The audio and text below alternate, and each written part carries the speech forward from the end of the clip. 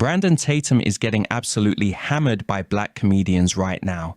Days after Godfrey branded the conservative commentator a super coon over his rhetoric surrounding Nolan Wells, both DL Hughley and Aries Spears have now gone after Tatum on their respective podcasts, and remarkably, all three comedians seem to have arrived at almost exactly the same criticism. Their issue is not simply that Brandon Tatum is conservative, it is that whenever black people are involved, Tatum suddenly becomes Captain Accountability. But when white racism enters the conversation, that same energy seems to disappear. I think that Miss Rachel right now is one of my favorite white people for the week. One of your favorites. One of my favorite white. See, there she is. Last one got a favorite crackhead. I was now just got about to favorite say white your people. favorite crackhead is a white man. Man, and your favorite. I'm scared to ask what's next. The whites is having a pretty good little run right now. They running the board. I'm telling you, I would trade right Miss now. Rachel and Nancy Grace for Brandon Tatum and Stephen A. Smith today. Trade. And speaking of Brandon Tatum, this dude is always, why don't you debate me? Who told this feeble-minded imp that he was bright? Now, I ain't no wordsmith, but this dude mangles words. Did you see when he was talking to Nancy Grace, he told her, I don't know the ideology. No, that's not, it's me with methodology, dickhead. This whole dude's premise is that I was a cop and I was on the street. You were on the streets of Tucson. Yes. The stanking streets of Tucson. You know, when he left, you know what Tucson is a city. It's a growing city, obviously. It has 500,000 people. You know what percentage of black people Tucson had? 3.6%. So that's roughly 19,000 people. And out of those 19,000 people, about half of them are probably women, right?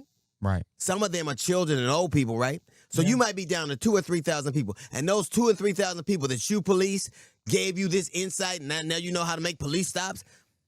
Clown. The only you had more black people in your house than you stopped. Wow. But he plays this thing, and what he does, he plays the thing like he has such experiences. And that's why he's always, like, even with the Sandra Massey thing, real policemen, people were really, like, I don't know, I'm sure that urban policing has a challenge in any city, but he plays it like he was in Harlem and Compton, like he was in Memphis. For 20 years. You in Tucson. Yeah. Tucson. If you pull niggas over there, the same two people. Now, to be fair to Tatum, his official biography says he did more than community relations. During those 6 years, he served in roles including SWAT, field training, and public information. So dismissing his entire police career would be unfair. DL's larger point, however, is that 6 years as a Tucson officer does not automatically give somebody universal authority on policing Black America. And from there, the gloves completely came off. The way he calls himself officer, you were officer for 6 years, a community relations dude, and now you talk as if you stop people. Yeah. And when did you become a detective? He And was none where of that. did you get the experience for that? You and you're a shitty influencer too, but this dude, you won't debate me. He went on what was that? Jubilee. The Oh, the Jubilee. 20 Everybody whipped his ass. Yeah, man. What you're describing is a byproduct of poverty, right? And what we know under a capitalist system is that poverty compounds over time in history as well as wealth.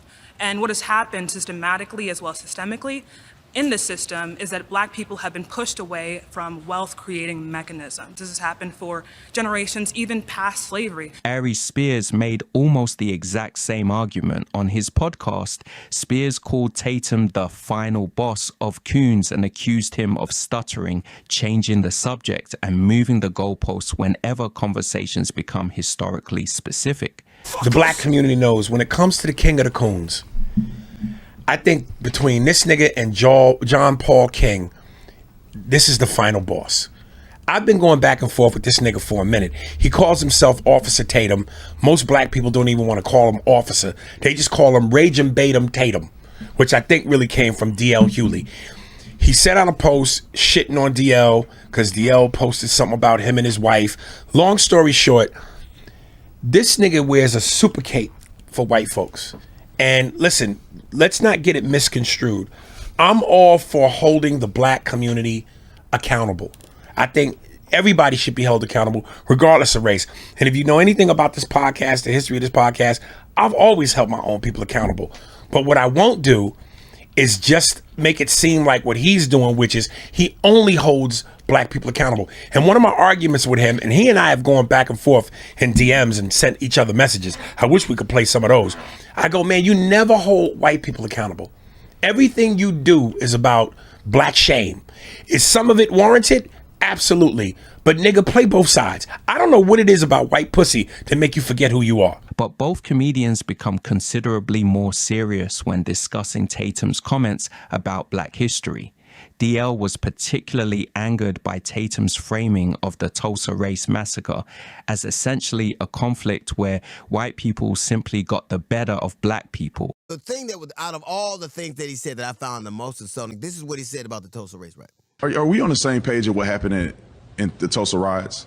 Tulsa race war? It depends. What do you think happened? Well, I know what happened. There was a conflict between black and white people. There was a fight between the two.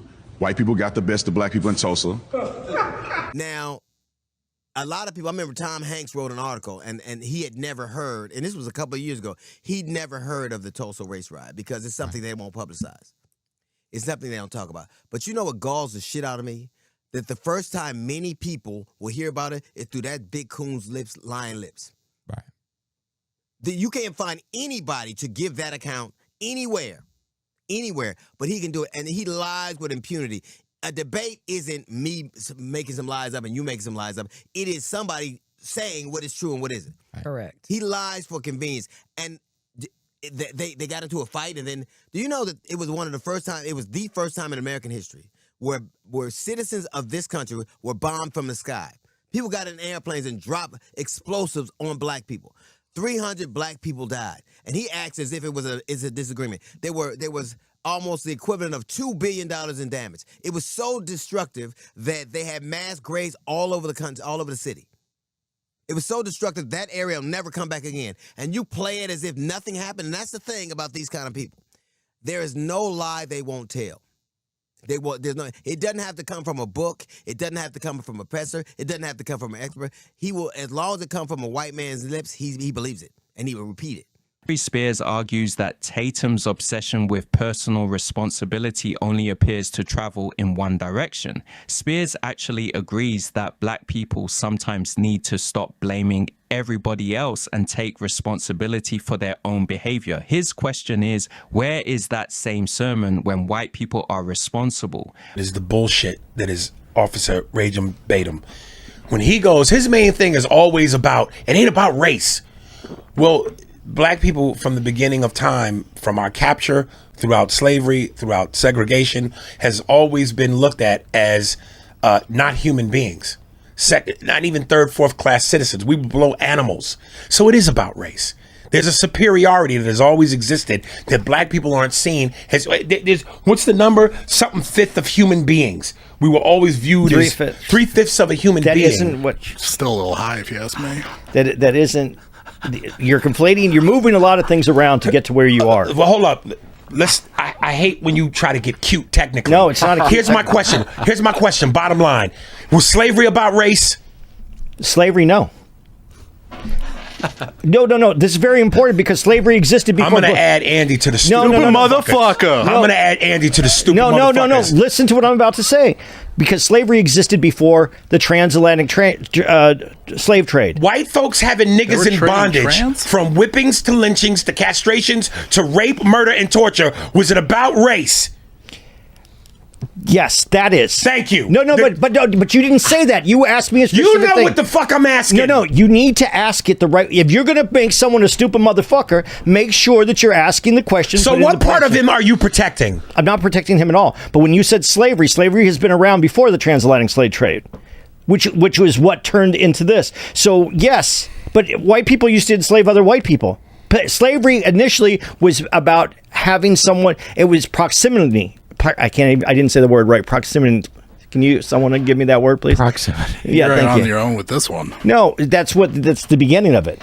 Why do you try to apply technical shit to something that we know? Because I want it to be an educated. I want you to say something that sounds educated in a way that so no one can defer to what you just said and say that isn't correct. White people don't even want to keep the education of history and curriculum in the schools. No, you said white people. I want to keep the Don't proper. Keep saying you. We know that if slavery existed, you would help niggas escape. So we know not you. But in the broad sense, let's not do this. Let's not do this. When somebody black commits a crime, Tatum wants accountability. When black culture has a problem, Tatum wants accountability. When a black person makes a bad decision, Tatum wants accountability. But Spears argues that whenever the conversation becomes slavery, Jim Crow, discriminatory institutions, or racist violence, Tatum suddenly becomes obsessed with explaining why race might not really be the issue. That is why Spears described him as giving off Narc on the Plantation vibes. But put it in its proper context, and then everything.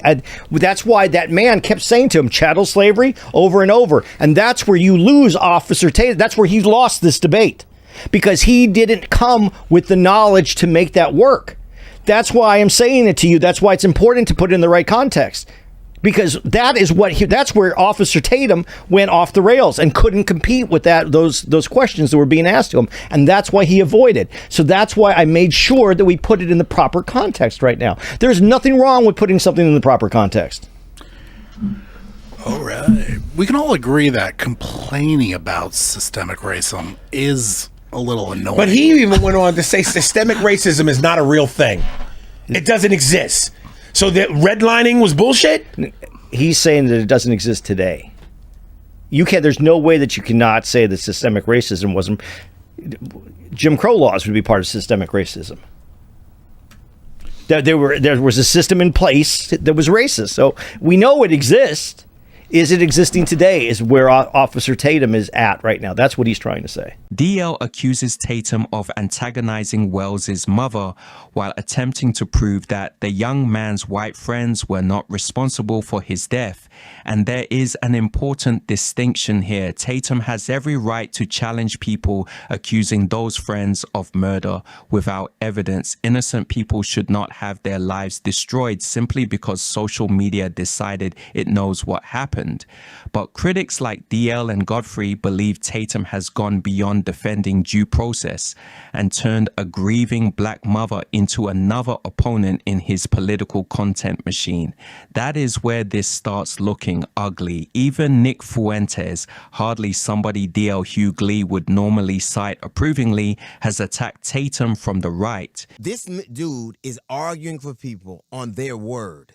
Right. He didn't see it. He wasn't there. He is arguing for people, and that is what he does. He takes the lies of white dudes right out of hand.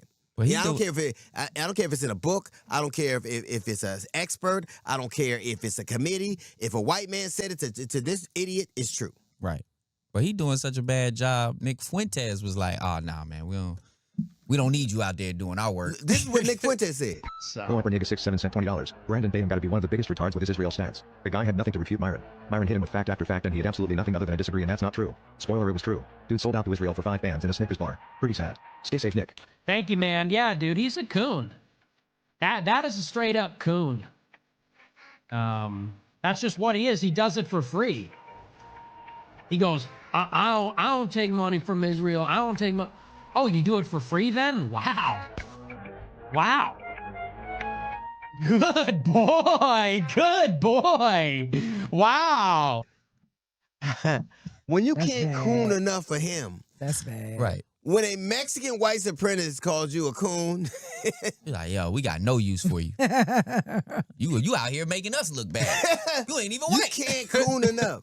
So I'm like, That's Like he acts as if, and you know what? Every time he's on one of these, he's loud and wrong, and so I think he's probably obviously a big guy. Hughley brought that up almost as evidence that Tatum has somehow managed to become politically homeless enough to get called a sellout from multiple directions.